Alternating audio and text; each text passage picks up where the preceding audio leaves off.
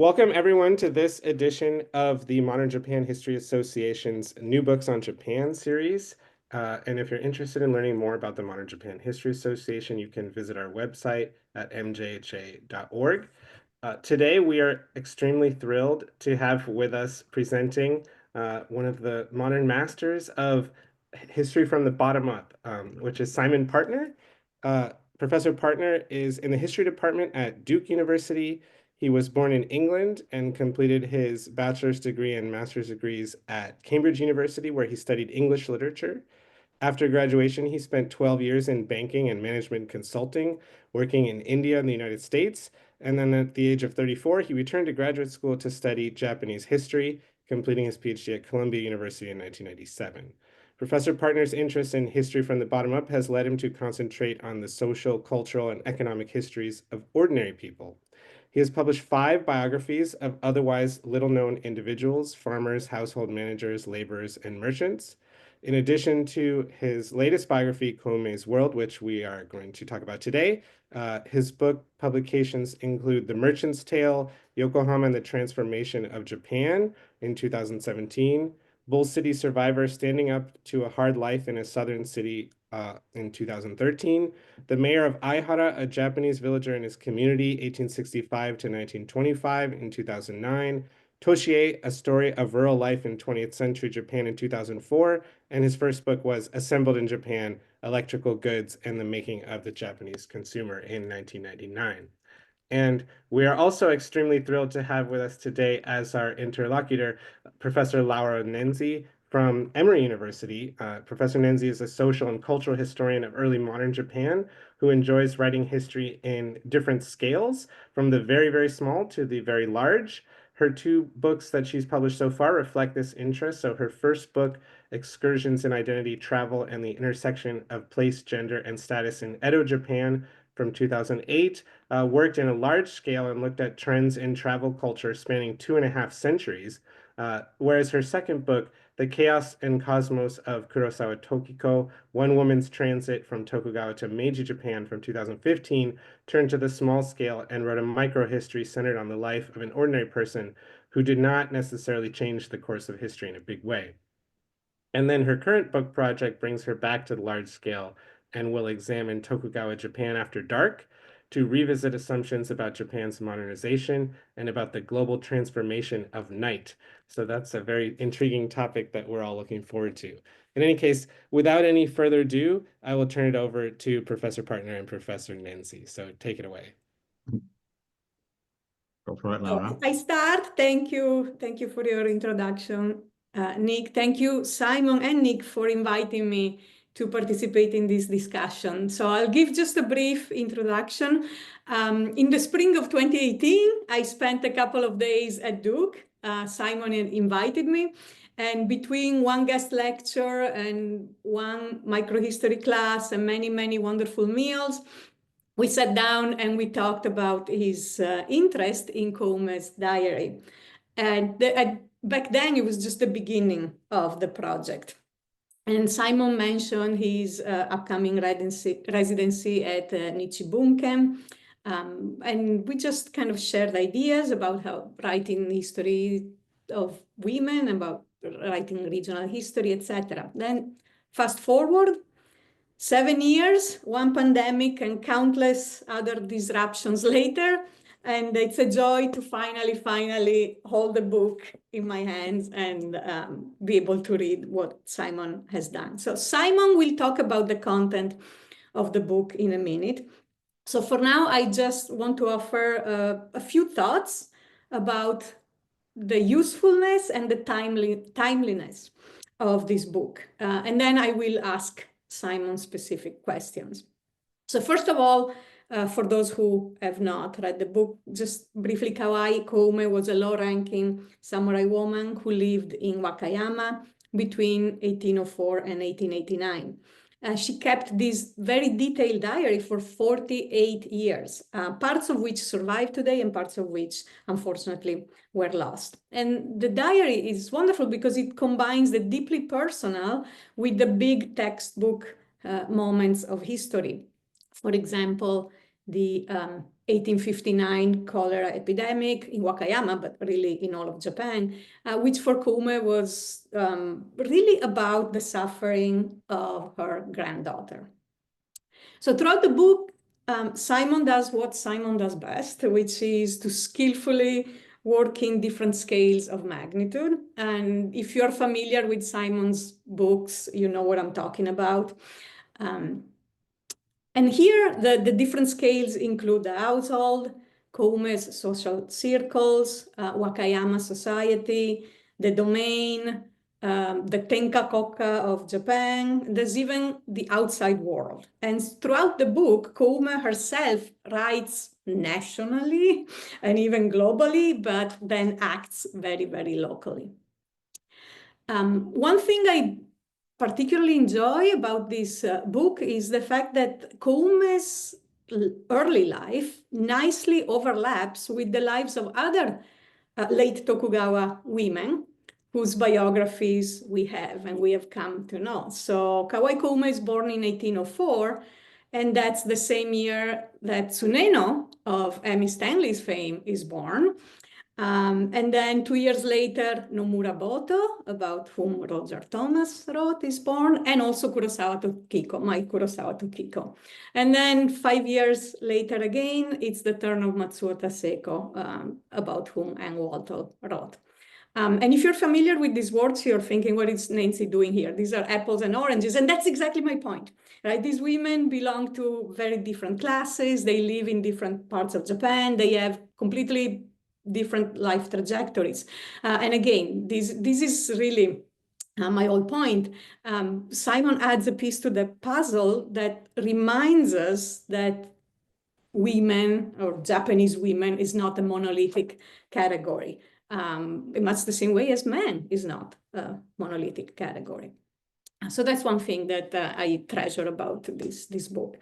And then in ways that I don't think Simon fully anticipated, this is a very timely book, because this is a book about one person observing cataclysmic historical events that they cannot control. And this probably sounds familiar to a lot of us. So Koume writes about the economy tanking, about prices of basic commodities going through the roof. She writes about political factionalism and violence. She writes about a country on the brink of collapse, corruption, incompetence, epidemics, natural disasters, wars, and more. And so as I was reading it, I thought, is she writing about me? Simon, you know, bookstores could sell this book under history, but also under current affairs, and maybe people would not know the difference. So you can really relate to this book. But I'll have you know that in the face of all the upheaval, Koume found room for optimism. So for example, in the 1850s, she writes, even if this period is gloomy, the end is in sight. It is worth living for the better times that will come. I have many questions for Simon. I enjoyed this book tremendously. It's incredibly accessible, very evocative. But before we turn to my questions, maybe I should let Simon talk about the content of the book. So I'll pass the baton to you, Simon, for now. Thank you so much, Laura, and a huge thank you to you for agreeing to read the book and be my discussant. So as Laura mentioned, she visited at Duke, yeah, 7 years ago. It seems incredible that it's so long ago, actually. But we had, there was many reasons why this was really generative for me. So one was, you know, that Laura's deeply experienced in this kind of historical writing. It also turned out that she had read a lot of Koume's diary herself, because her advisor, Luke Roberts, teaches it regularly in his graduate classes. And I subsequently, you know, got to know Luke a little bit, and both Laura and Luke have, you know, been such sources of wisdom for me, you know, learning all the stuff that I had to learn to try and take on this quite unfamiliar material for me. So many thanks to you. And thanks also to Nick and this wonderful online community. It's so great to be able to. I see so many familiar names on the list of attendees. Thank you all for being here. I know from my own experience, it's kind of difficult to attend at times because this is almost always during, hey Nancy, almost always during, people's dinner time. Maybe not on the West Coast, but certainly on the East Coast. But those of you who are chomping while you're watching, I really appreciate it, and I hope it's not disrupting your family evening too much. So briefly, yeah, I'm going to share my screen, and I probably have way more material than I really got time for. I'm going to try and restrict this to 20 minutes so that we have plenty of time for discussion. So let's see.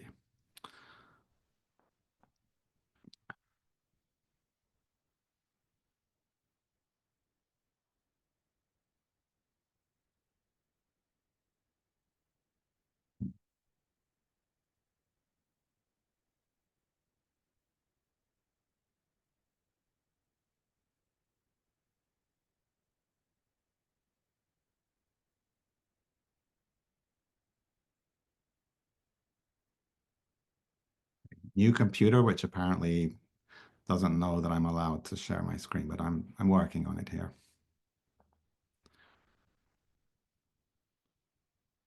Can people see? Okay, great. Okay, so firstly, yeah, as Laura introduced, this book is about Kawai Koume, who lived a long life through much of the 19th century. This is not like a painting from life of her, but an artist's impression from much later. Unfortunately, we have no existing portraits of her from life. And as Laura also very kindly introduced, this is, for me, one in a fairly long series of individual biographies that I've been really working on for the last 2 decades and more. It has really become my kind of passion, I guess, and my modus operandi for trying to understand history. And I'm really trained as a modernist, and indeed I was assuming when I started working as a historian that my work would mostly be on post-war Japan, which is the topic of my first book. But what I found is that doing these individual histories, it's been tempted to go back in time with each subsequent book because the idea is to relate one individual's life to the great events of their time.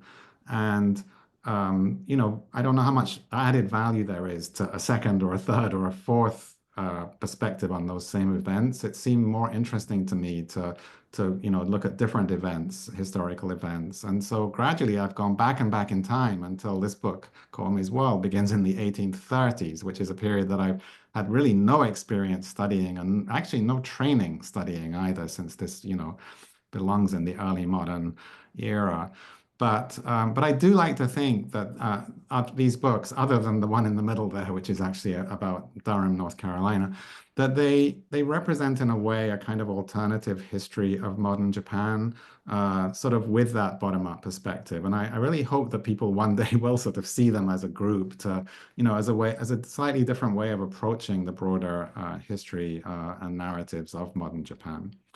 So I discovered Koume. I guess, long after Laura and others did, but I discovered her in 2016, I think, when I was lucky enough to have a fellowship at Heidelberg University and had finished one project, the one on the Merchant's Tale, and was just looking for another one.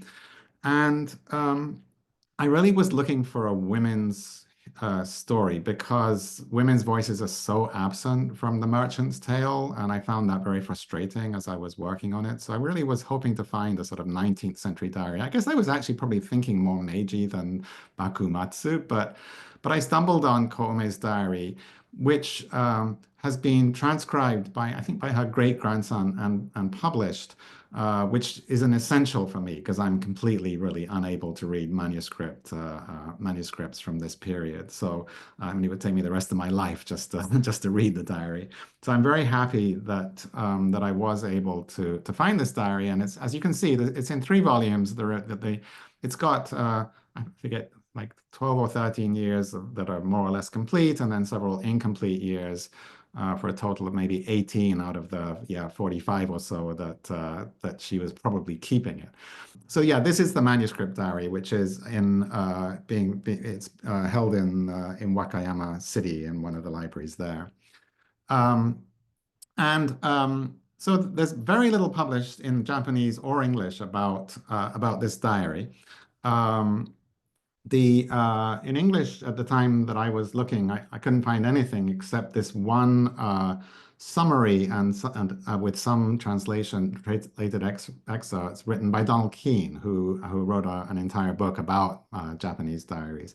And as you can see from this enlarged quote, he found her pretty uninteresting. So he felt like these, like the fairly mundane nature of many of the daily routines that she describes in her diary, he thought like people are just not going to be interested in. And as Laura said, it's actually a little unfair because Koume did write about all sorts of very massive events taking place in Japan, but she also like spent an awful lot of time writing about who came for lunch and, what they talked about and very, very detailed, mundane kinds of activities. To me, honestly, this dismissal by Keene felt like a kind of a challenge, like to me, like surely these mundane activities of a household manager in this, the sort of regional place surely was something that could offer all sorts of really interesting insights on its own. And I was very much looking for those as I proceeded with the project. So I was very lucky. I visited Wakayama for the first time in 2017, the year after I found the diary. And then, as Laura mentioned, I was lucky to get a fellowship at Nichibunken in Kyoto starting in 2019. And I think this picture is from Christmas 2019, maybe. And so these people belong to the Koume Nikki or Tanoshimu Kai, the Society for the Enjoyment of Koume's Diary. As you can see, they're not a particularly youthful group, but they're incredibly dedicated local historians who I came to know and really love, and who were enormously supportive to me, and really who made this whole experience so meaningful for me personally. And maybe we'll have a chance to talk more about interacting with this kind of group later. And they're also very knowledgeable and helpful. So I don't probably need to show you where Wakayama is, but as you can see, it's sort of in the Kansai region and quite connected to the nearby commercial center of Osaka, as well as the capital at Kyoto. Osaka would be 1 day's walk, Kyoto maybe close to 2 days walk, although you could do it in a long day. This is just a map from the Ansei period, so from the 1850s of Wakayama. All I really want to point out here is that the social sort of structure, the social divisions of the society are extremely inscribed in the geography. So you have in the very center, maybe you can see my mouse, you have Wakayama Castle, which remains today a very large public park, but was an enormous administrative center at this time. Wakayama was, I think, the 5th largest domain in Japan, so quite wealthy. And the daimyo was one of the Gosanke members of the Tokugawa family. All of the population of Wakayama was about 50,000, of whom the Bushi class were perhaps 5,000, including all the levels. So 10% of the population, probably. All of these white areas are the Bushi reserved for Bushi residents.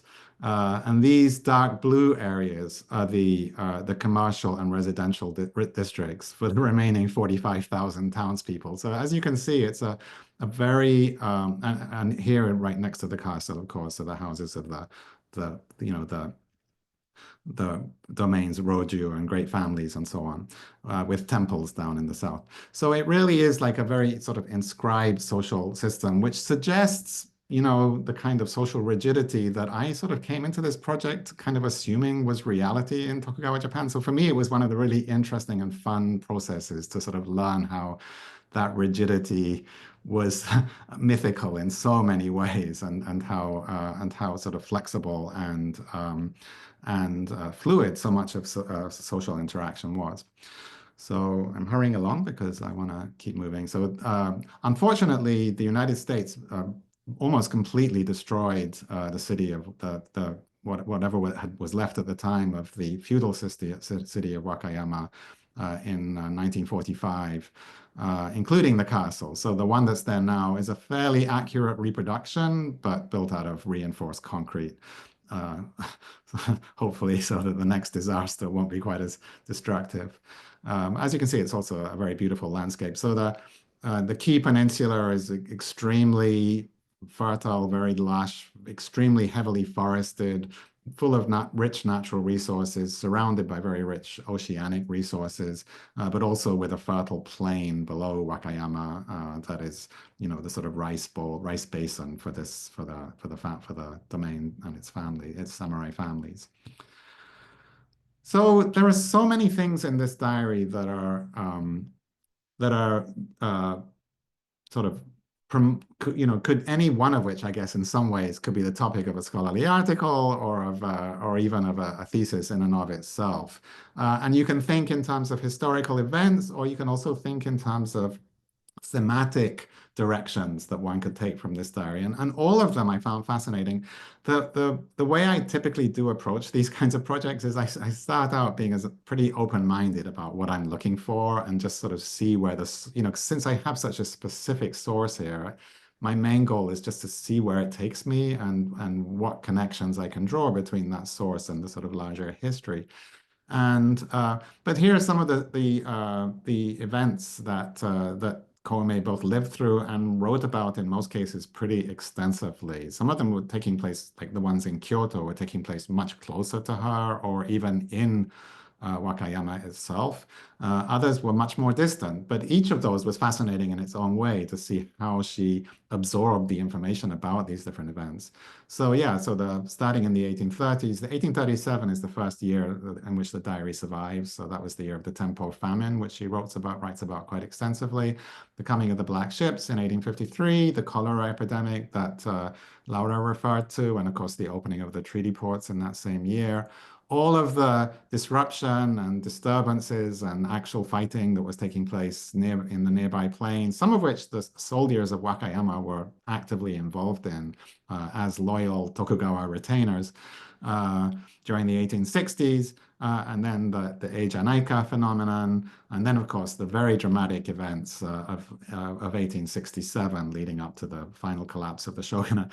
But the unfortunate thing is that the diary unfortunately ends in Keio, I'm sorry, I'm forgetting which year of Keio it is, but 1867. It ends at the end of the Japanese calendar year, which was about a week before the final battle that destroyed the shogunate, and doesn't resume again for another 7 years, I believe. So there's a huge gap just when you really want to know what's going on with Koume and her family, and it doesn't take up again until 1876 when we again get more glimpses into how the family has been affected by all of this, and the events keep happening, including the Satsuma Rebellion, which Koume writes about again quite extensively.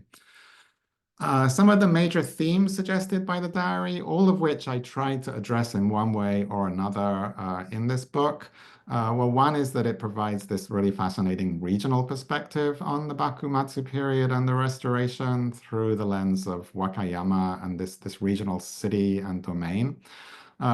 Second of which is that it provides some really interesting insights, I felt, into the household economy of a lower-ranking Bushi family.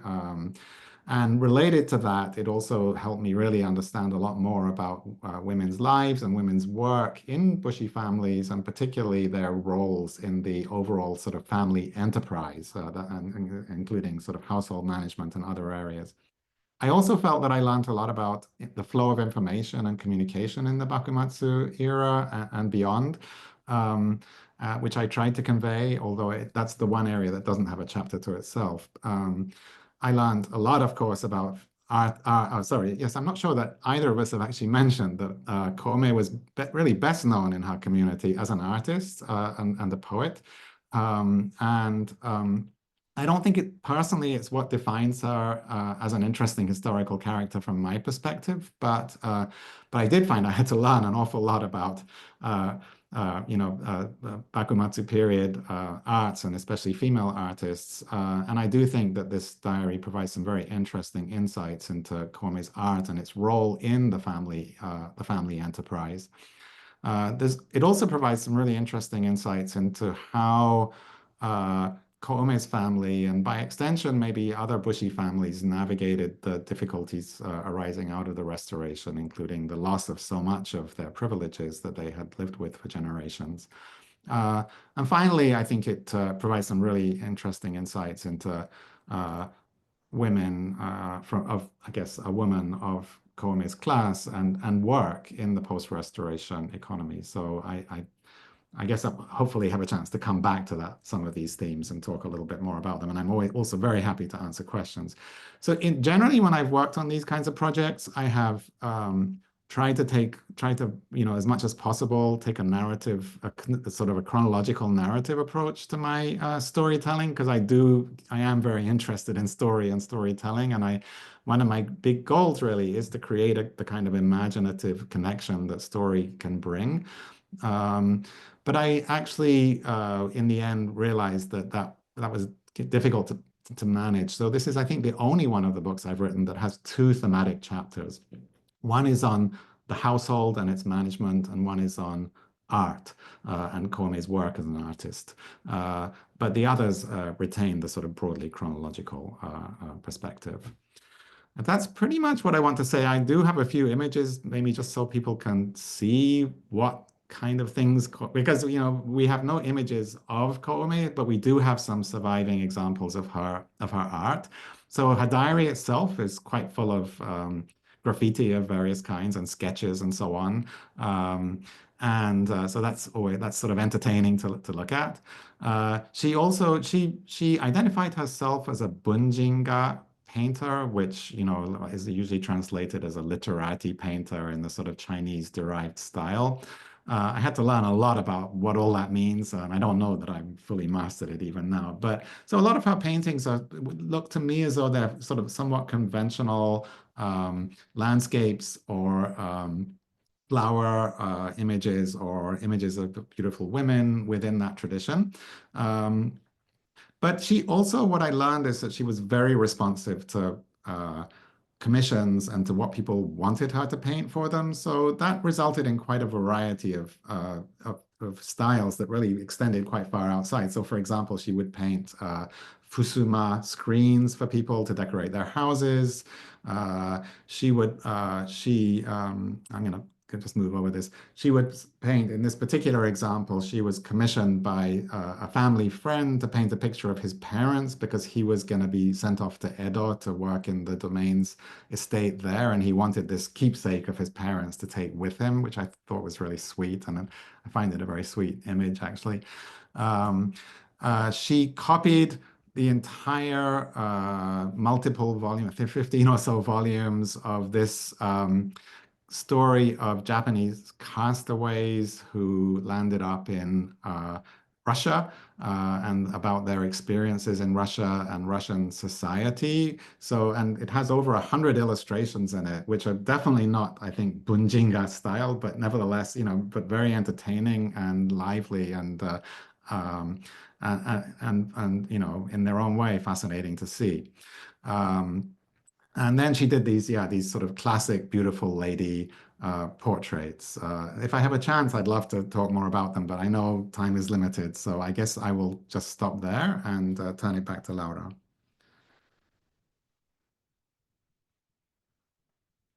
Okay, thank you. I'll make sure to leave plenty of time for everyone to ask questions and for you to add more about the paintings if you want. One thing, so my first question is that in the opening of the book, in the preface, you state that you are neither an early modernist, nor an art historian, nor a gender historian. Although now that the book is out, maybe we can induct you in these halls of fame. So my question is, what was it about Koume that made you decide to venture in these unfamiliar directions? Is it love at first read? Yeah, well, firstly, let me say that this is not an easy Hall of Fame to enter into. It has some amazing, extremely distinguished scholars within it, and this was actually a real. I mean, I guess it shouldn't have been a surprise, but it's certainly a real departure from my previous work, where mostly I've been working on people. Uh, who are in a context where there's very little scholarship either on them as individuals or even on their sort of social and economic milieu. Whereas for a number of reasons that I guess we won't get into now, but there are really a lot of really wonderful biographies of Bakumatsu and late Tokugawa and early Meiji era women, of whom of course Laura's Tokiko is a great example, and it's a daunting group of scholars to be working with, and I have to again say my appreciation for not only Laura but also two readers of this manuscript who are both sort of fairly giant figures in the field who gave me a lot of criticism, some of which took me a long time to work through and try and improve the book, but who were also extraordinarily supportive. Sorry, but that's not really answering the question. So what about Koume? So I mean, sorry, one other point about this type of work is that every volume I've written has gotten me into very unfamiliar areas. The nature of this work is I start with a source and I cannot really pick and choose. There aren't that many great diaries or collections of letters out there that I can pick and choose, a particular profession or a particular uh, place they live or anything like that. So I generally have just gone with what I find and then try to learn as much as I can about the context. So in most cases, I've actually had to deal with people who know a lot more about the area than I do, having to either correct me harshly or hold my hand and help me through getting to know about it. Anyway, so I think to some extent I referred to this, but I was very concerned, I think, about in my previous two Japan-related projects actually about the sort of male dominance and the absence of female voices, and obviously females half the population, but also I think if you're going to be setting out to study history from the bottom up. You're not really doing the job unless you can, find a variety of voices, not only in terms of social class but also gender. And but on the other hand, sources that lend themselves to a book length uh, project on a 19th century woman in Japan are not that thick on the ground, there are a lot of diaries, but an awful lot of them tend to be sort of literary artifacts of one kind or another, sort of a travel, which Laura has also written about a lot, but sort of a travel document or something like that. Whereas, Koume's diary is really quite exceptional because it reads much more like like a so that I have used diaries before, and they're, the person who was the topic of my previous book, the so-called merchant and the merchant's tale. He kept his was a collection of letters, but people like him might keep a diary, but it would be sort of more like a business document where they'd be recording, really the transactions of the day and the sort of more like the business activities of the family. Koume's diary is much more like that, in fact. So only a small part of it is about her own activities. She writes about all the members of her household and their activities, and that's including her husband and son, who were both scholars in the domain academy. And that was really unusual, that it had both a female perspective, but also, and it was written by a female household manager, but was also an extremely informative document about the entire family's activities. So it was a very appealing document, although it leaves many gaps, as all of these do. Whether it was love at first read, I wouldn't necessarily say that. First, I had to read it, which is, for me, a big challenge. I was really not trained in early modern, writing styles, and so firstly, it was a lot of question marks, and then over time, I have come to appreciate Koume as a very appealing character, which maybe we can talk about later. Yeah, so I guess that's what I would say. Yes, thank you. You mentioned working with a particularly, quote, not youthful group, the Society for the Enjoyment of Koume's Diary. And I wanted to ask you maybe to tell us a little bit about that. And my question comes from my own experience when I was researching Tokiko. I also work with local enthusiasts, the local fan base that in most cases, again, not particularly youthful, not necessarily academics, just people with a great passion for the local hero, quote unquote, extremely knowledgeable about the documents. They have memorized them. They read the manuscripts. Every time I needed a reference, all I had to do was ask, and they knew where it was. Very grateful for the attention and the interest.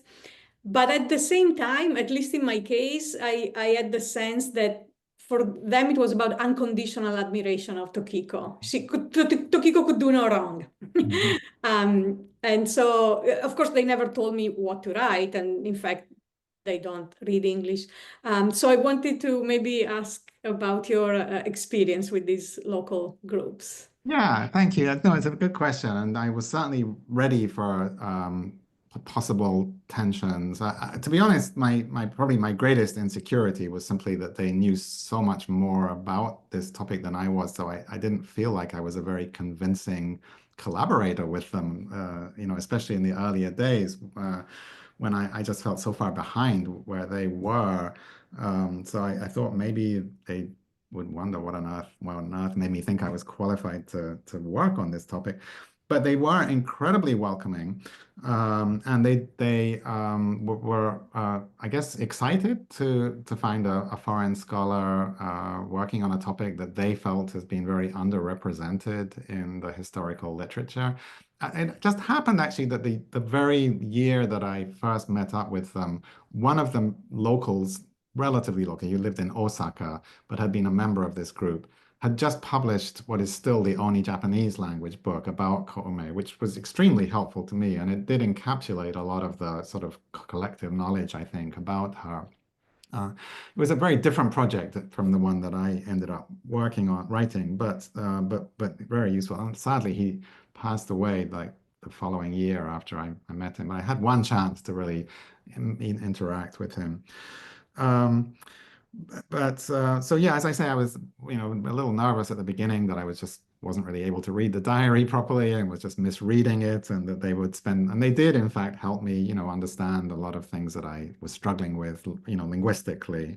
But I also over time realized that this was a fairly loose community, and two or three of them were indeed extraordinarily scholarly and knowledgeable, but probably the majority of them had a much more casual interest in Koume. And I don't know how many of them had actually read the diary. Out of the maybe 25 people that I came across, less than half probably had really studied the diary, and most were just interested and wanted, were very interested to have for anyone to make a sort of presentation.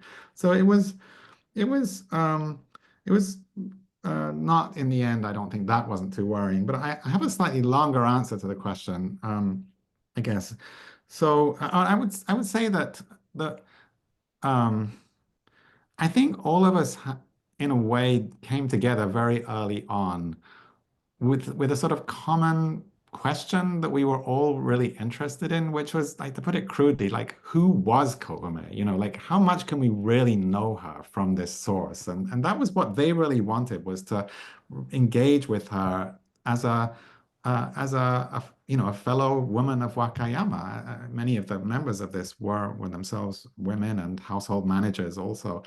And so that was in some ways a really wonderful place to start, I felt. I don't know if I ever actually finally answered that question, but still it was a great one to bond over. And then in fact they continued to be those 2 or 3 or 4 who were very knowledgeable also had pretty good English. A couple of them did. So they also read my draft and gave me very extensive, detailed feedback on that, which was also incredibly helpful. But if the question is, at the end of the day, were they happy with what I wrote? That's a much more difficult question to answer, actually. So, and to this day, I'm not totally sure. And I think this is where you're coming from, right, Laura, that one isn't totally sure. So, after the book was published in English, they were, of course, very, very, appeared to be very excited that they sent me all these, warm messages and so on. And I sent them several copies of the book, and some of them seemed to be, like basically taking it as their English language textbook for the last year or two. And last year, last July, they invited me back to Wakayama to give a presentation to a public audience. And they made a huge fuss. I mean, they took me to meet the governor of Wakayama Prefecture. I met the mayor of Wakayama City. And they had, extensively advertised this event. So there were a pretty big audience of maybe, I don't know, 60 people or so there.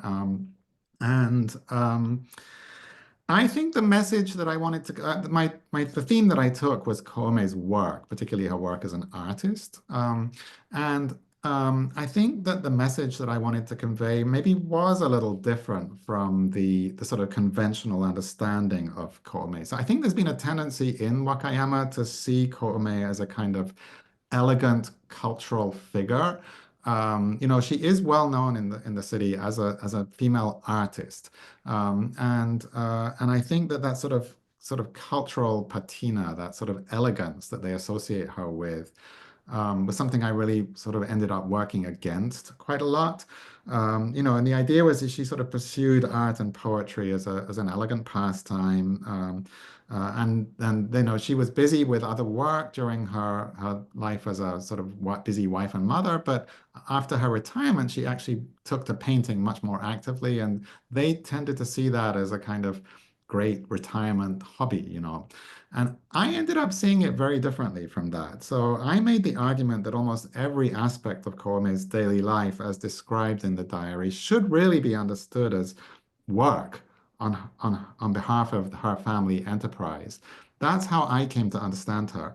And her household management, her financial accounting, her non-financial accounting of gift exchanges and services rendered and so on, all of those things she records in the diary, as well as her participation in cultural events and her art, I think should all be seen as work in the cause of enhancing her family's social and cultural capital, and ultimately its material well-being. So that was really the theme that I was presenting. And even after the Meiji Restoration, when they saw her as having this lovely, artistic retirement, to me, what I see is her work as an artist is becoming even more urgent, and she's doing it more overtly for money, for financial reward, because her family lost so much in the wake of the Restoration. And she herself had lost her position as the sort of head woman in the family. Her daughter-in-law now was. So she had no longer had her fingers on what was left of the family purse, So she needed the cash, essentially. And she becomes much more vocal about that in the diary. Like if someone underpaid her, she would complain bitterly. So that was sort of my take on it. And I could tell that many of them would express appreciation, but some, I think, were maybe a little unsettled by that. You also mentioned like well, most of them don't get to read the book anyway, so maybe that's a good thing. I don't know. But actually, it's now being translated into Japanese and Chinese. Oh, wonderful. So, Oh, wonderful. yeah, so hopefully one day they will get to read it. Well, I also wanted to say for those of you who have not yet read the book that Koume is a very lovely character. She's very likable through the pages. She has a sense of humor. She enjoys riddles. She's curious. Like you said, she's into castaway tales. And so am I recently. So she can drink most of us under the table. So I wanted to ask you about maybe the kind of bond that you might have developed with such a likable character as you were working on her diary over the years. And do you think there is a risk for the historian to love too much, as Jill Lepore said, holding Noah Webster's hair in the archives? Yeah, well, I love this question, and I love Jill Lepore's essay on historians who love too much, which is really specifically about people who do biographies of, lesser known individuals. So incredibly helpful, I feel. Um, and I do like Koume. She is very likable, and I would say she grew on me rather than the opposite over the course of this project. I don't feel ashamed of that. I don't. So Jill Lepore writes, I don't know how many of the audience have read this essay, which I thoroughly encourage them to read, though it's very entertaining and interesting. So she, as Laura mentioned, wrote this essay while she was working on a biography of Noah Webster, the guy who wrote the dictionary. And she clearly found him pretty unlikable. And she writes about the different approaches of biographers. And she describes biographers in some sense as sort of hunters searching for their prey, in the sense that, their goal really is to puncture the mythology surrounding their characters, the people they're writing about, and to give you something, more real and dirty. And so she describes them as betrayers, as hunters, as thieves, as people who are really in some ways working against their subjects. But I think she also is sensitive in this essay to the differences between people who are working on subjects of different levels of fame. If you're writing a biography of Washington, yeah, probably you do want to get at like the underlying like real person, the real story. When you're writing somebody relatively unknown outside their local community, such as Tokiko or Koume, I think that most of us are trying to do something a little bit different. And Jill Lepore in her essay, really expands on this as well. And it is probably closer to a microhistory approach, where you're really looking for ways in which you can connect this local story to a wider historical framework, and as sort of zoom in and zoom out, as Laura put it earlier. And I think that these kinds of biographies lend themselves to that. And to some extent, I think that takes away the urgency of, so to speak, hunting or puncturing your not always. I mean, there are times when you do feel like they're bullshitting you in their diary or their letters or whatever. And sometimes their family members who transcribe the diary might be covering something up as well. That wasn't, I never had a suspicion of that in the case of Koume, but I did for the mayor of Aihara, who I wrote about, who, was a fairly influential local politician, I guess, within his very, constrained community, and who clearly there was, how his family still lived in the same community. There was a lot that they did not want a historian to be writing about. And there were lots of, places in the diary where the transcriber had just put black marks instead of text. But this was a little bit different, I think. So I felt like fairly not that guilty about liking Koume. And as you say, there's a lot to like about her. Yeah, she's entertaining, she's lively, she incredibly observant. She records everything in this extraordinary document that she kept. She did indeed love to drink, and I mean, not everyone in her family did. It's like they spent half their cash income on booze. But she was also like very charmingly ashamed of herself when she got too drunk, and was always like berating herself for overdoing it. So there's a lot that's really sweet and charming. Yeah. She's very likable, and Tokiko's angry very often, and I didn't get that from Koume, so I enjoyed that part very much. But I would also say there's another aspect of Koume that I found very relatable, and this perhaps goes back somewhat to your comment on relating this to modern times. But she was pretty cynical also. Like, she had a healthy cynicism about politicians and about believing what she read, and she was intelligent, and she was skeptical, which I also really liked. Yeah. Maybe one last question before we open it up to everyone. Koume is rather isolated. She never really leaves Wakayama. She doesn't really venture outside the house a whole lot. Her husband comes to her. She doesn't even have to move when she gets married. Doesn't go on long excursions. So how does this level of insularity shape her writing and her perceptions of the outside world, and how does it shape your use of her writings as a historian? So sometimes, like, she writes things like Commodore Perry arrived with 90 ships, which of course is inaccurate. So how do you navigate this? Yeah, I mean, to me, this was definitely an opportunity more than a challenge, an opportunity to really try and get a better understanding of, what kind of information was flowing into a family in a regional city like this, and how they interpreted that information. And I probably there's like a standalone essay still to be written out of this project. Maybe I'll try it one day, about the whole question of information and communications. I find it very fascinating. So, I mean, I loved, so it honestly did shock me. Like the diary reads as though it's written by someone who knows a lot about what's going on. She did. But then when you sort of count up the number of times where she like even left the house, let alone left the city of Wakayama, they're very few. There's only one occasion in the entire existing surviving diary where she leaves well, that's not quite true. When after the Meiji Restoration, her son gets a job as an elementary school teacher in a nearby village. So she does go there a few times. But other than that, there's one trip that she describes that's a couple of days' walk away from home. As far as I know, she never left the Wakayama domain. Um, and she spent a lot of her time just at home.